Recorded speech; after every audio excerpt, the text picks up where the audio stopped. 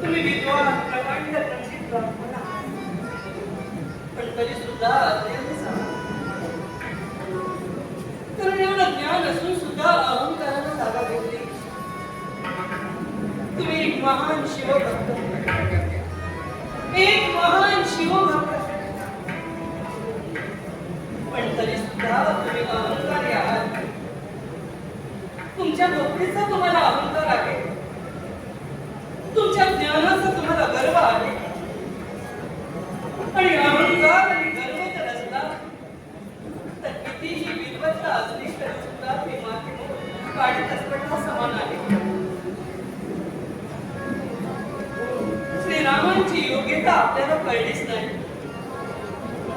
ज्याप्रमाणे गवताच्या गंजीला अग्नीचा स्पर्श झाला की साधं गवतच जळून बसलं होतं, तर बापाच्या राष्ट्राचा राम नामाचा स्पर्श झाला तर सरळ पाप नाहीसं होऊन पुण्याची निर्मिती होते. तुम्ही काय केलं? शास्त्रांचा तुमचा अभ्यास, धर्म म्हणजे काय कुणीच तुम्हाला सांगायचं नको. राजनीतीचा तर तुम्ही असं असताना सुद्धा आतापर्यंत तुम्ही काय केलं? एका पतिव्रतेची पुण्यही तुम्हाला कळलीच नाही.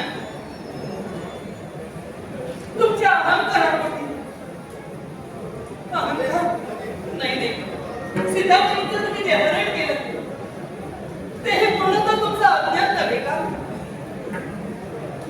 सीताफळाचं हरण तुम्हाला असं का करावं लागलं? का अशी अविनाश तुम्ही घातला? आणि शेवटी युद्ध, संघर्ष, रक्तपात हे सगळं असं चालू राहणार नाही का?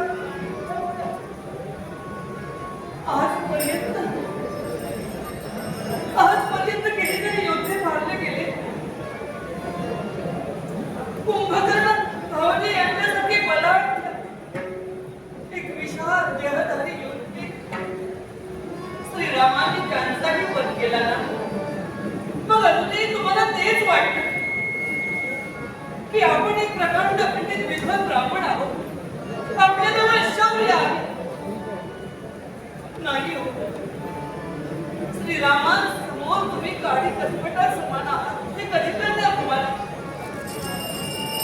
माझे सौभाग्याचे धनी विभीषण यांनी तुम्हाला क्षणाक्षणाला समजुतीने सांगण्याचा प्रयत्न केला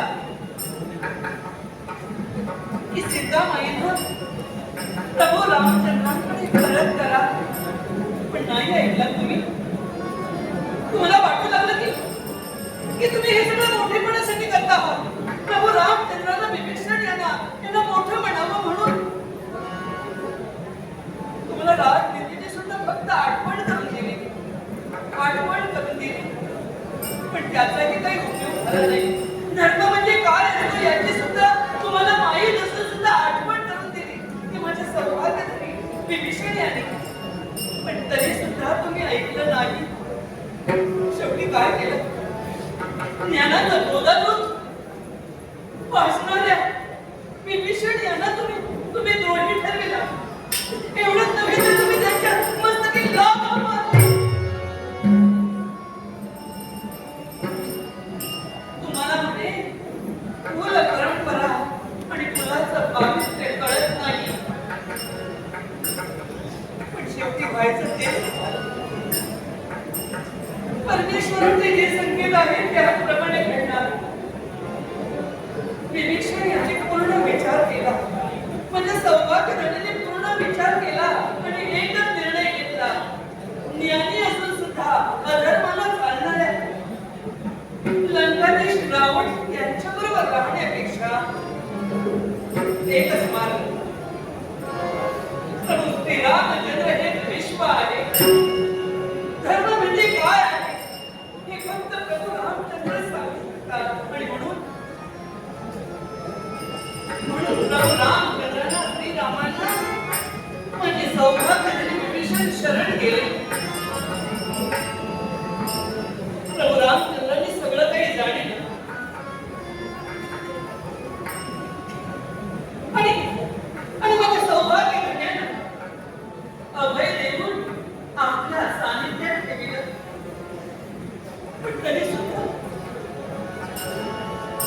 मी मात्र एकटीच आहे. या लंकेत आहे. याच राज्यात आहे. जाताना मला त्यांनी सांगितलं तू एक गंधर्व कन्या असून सुद्धा माझ्याशी विवाह केलास. पण स्वर्गीचा सुख मी तुला देऊ शकलो नाही. इथे येऊन फक्त लग्नादेशांचा आदर सत्ता त्यांना वाटेल तेच व्हायला हवं हा त्यांचा अट्टहास आणि हे दुःख तुला क्षणाक्षणाला नजरेसमोर दिसलं. मी म्हटलं जाऊ द्या. तुम्ही जर धर्माचं आचरण करत असाल प्रभू रामचंद्र हा जर धर्म असेल आणि हा जर तुमचा मार्ग असेल तर तुम्ही विचार करा. पण आणखी त्यांनी मला एक सांगितलं सीतादेवी इथं आलो. काही तरी झालं तरी सुद्धा पतिव्रतेची काळजी तूच घे. सलमा तुझ्यावर ही जबाबदारी आहे. कारण लंकाधीश केव्हा कधी काय करते हे नाही सांगते. आणि म्हणून मी जरी गेलो तरी सुद्धा तरी इथं सीतामाई आहे आणि त्या सीतामाईंची काळजी घेणं. तसं जर काही झालं तर सहानुभूतीनं त्यांना सावध करणं ही आता तुझी जबाबदारी राहिली. हो करते मी सगळं. तसंच काही जर संकट वाटलं सीतामाई चिंतेला चिंता जास्त झाल्या मग त्यांचं विचारी बनतं तर मी त्यांना सहानुभूतीने सांगते. मी त्यांना शब्द दिलाय सीताबाई तुम्ही चिंता करू नका. एक दिवस असा येईल प्रभू रामचंद्र पुन्हा तुम्हाला अयोध्येत नेल्याशिवाय राहणार नाही. हा माझा शब्द आहे. पण मला त्यांची मात्र आठवण येते. क्षणांचे नवीन मंजुरी लावावे तर काय करावं. कधी तर उरी पूर्णात मी एकटीच रडत असते. मन माझा आनंद नाही तुम्हाला नष्ट करावा होता. पण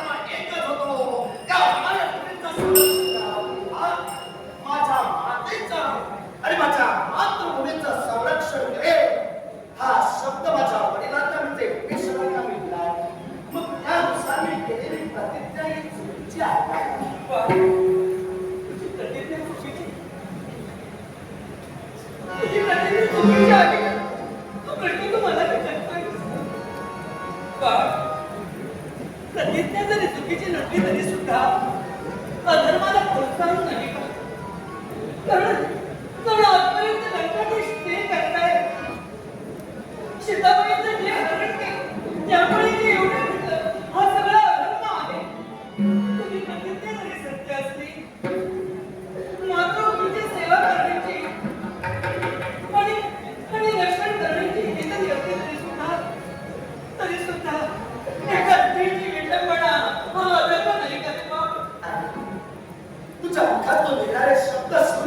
निराशाही पण सत्य आहे. अगं हाच उपदेश माझ्या वडिलांनी आणि माझ्या आईने आजपर्यंत मला दिला. पण मी प्रतिज्ञा केली ती लंकेच्या स्वाभिमानासाठी. पण त्या पलीकडे असणाऱ्या तरुणी सेनाचा उद्देश हा माझ्या आईसमोर आज मला व्यक्त करावासा वाटतोय. आई, मी प्रतिज्ञा माझ्या मायभूमीच्या रक्षणासाठी निश्चितच केली. पण त्या पलीकडे माझ्या अंतःकरणात उमटलेली एक इच्छा, ती इच्छा होती अधर्माच्या दिशेने जरी वाटचाल करणारी माझी प्रतिज्ञा असती तरी उद्या रामकथकाशी द्वंद्व करत असताना ज्या माझ्या पित्याच्या चरणापासून मी दुरावलो त्या माझ्या पित्याचे चरण मला अवलंबित दिसतील.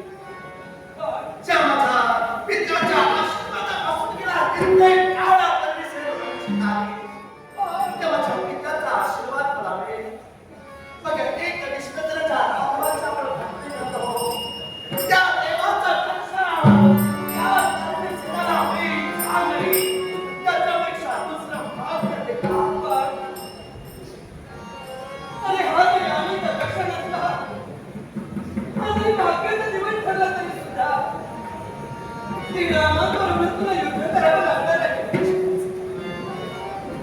एक जगाचं परंपरा हे विश्वजटी श्रीराम आहे आणि असं असताना ते श्रीरामाबरोबर तू साहस्य करणार आहेस त्याची काही खावं मला मला भीती वाटते. त्याच्या पुत्राच्या पराक्रमावर विश्वास ठेव.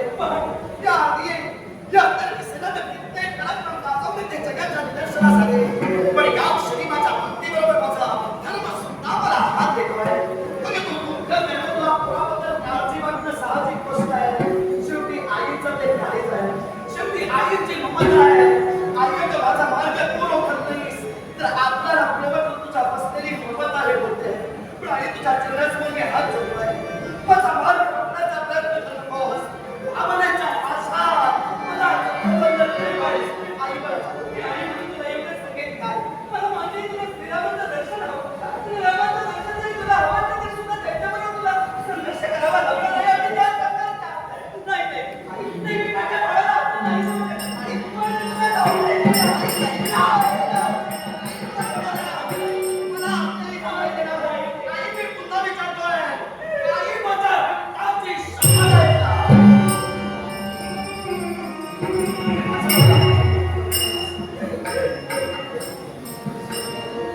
जाऊ केलंस ते. त्याची शपथ माहिती. आता आपल्याला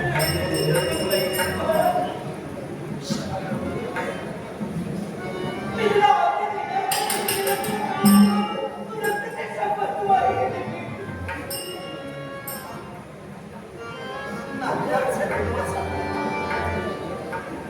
माझ्या कर्तव्यापासून कुठंतरी भावनेचे पाश मला अवलंबित करतील यासाठी माझ्या माऊलीच्या हृदयावर आघात जरी झाला असेल तरी हे शब्द मला उच्चारावे लागतील.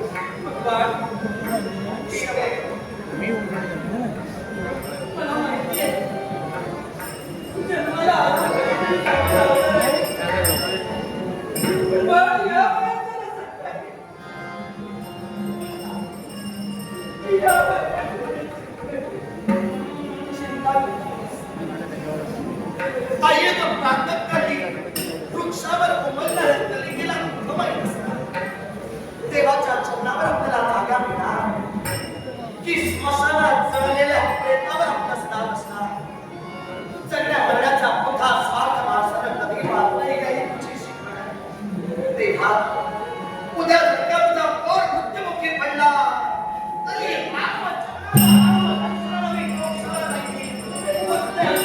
आणि ते मला आशीर्वाद.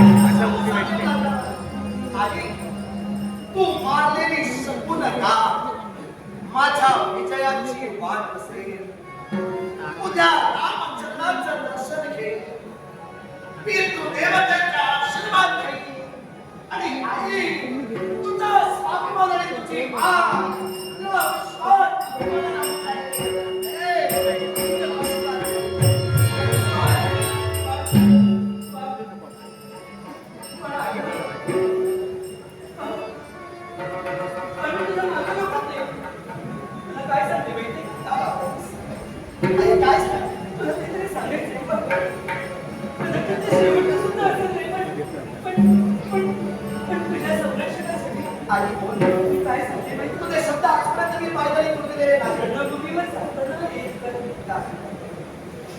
आजपर्यंत श्रीरामाचा निवास मी सुद्धा प्रभू हो पण रणभूमीवर तुझं संरक्षण व्हायला हवं का?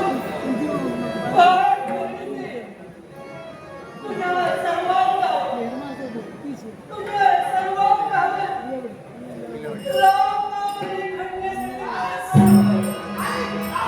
राम नाम हो, एवढीच तुझी इच्छा. अगं माणसाचे सगळे प्रयत्न, सगळ्या इच्छा, आकांक्षा कुठं जाऊन थांबतात? शेवटी देवाच्या चरणापाशी जाऊन थांबतात. ज्या राघवाची एक दृष्टीला प्रवृत्ती केली, ती भक्ती त्या रामसेना शिवासाठी नदी श्रेष्ठ शब्द वेगळा सर्वांगावर राम नाम चर्चित करे. या विश्वाच्या पाठीवर नवविधा देवीच्या पलीकडे असणारे विरोध होते. या विरोध भक्तीचं महत्त्व जगाला पटवून देईल आणि फक्त आशीर्वाद देईल.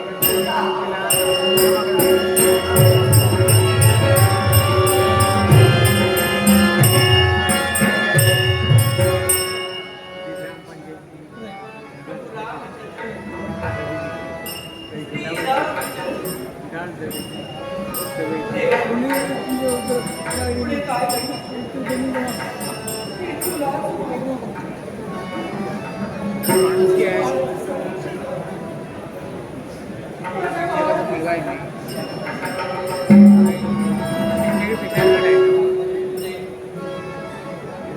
तरी समाधान झालं नाही. आज मला माझ्या बाबांची आठवण येते. आज मला माझ्या बाबांची आठवण येते. तरी संधीवर कोणतं तरी संकट आलं तरी पहिल्यांदा कुठल्याही कन्येला आईपेक्षा समोर बाप दिसतो. माझ्या बाबांची मला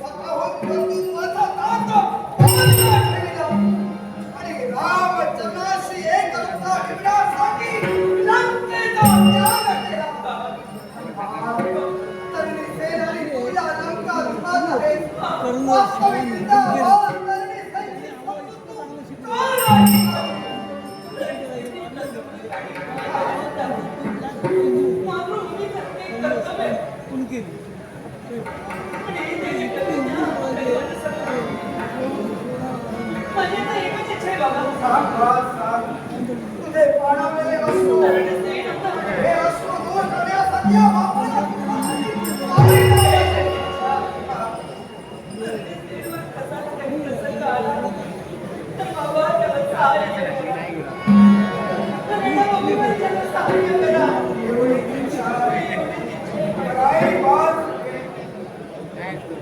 नियतीच्या अधीन प्रत्येक जीव परमेश्वरानं आपण दिलेला कर्म प्रत्येकाला केवळ पूर्ण करणं गरजेचं आहे. माझ्या बाळेच्या इच्छेसाठी सहाय्य करावं आणि भगवंताने घडण्याचा प्रसंग माझ्या दिला आहे. आज आणि ते तुझा पुत्र कथा बोलते आणि माझ्या या तन्नी सेवेच्या रक्षणाची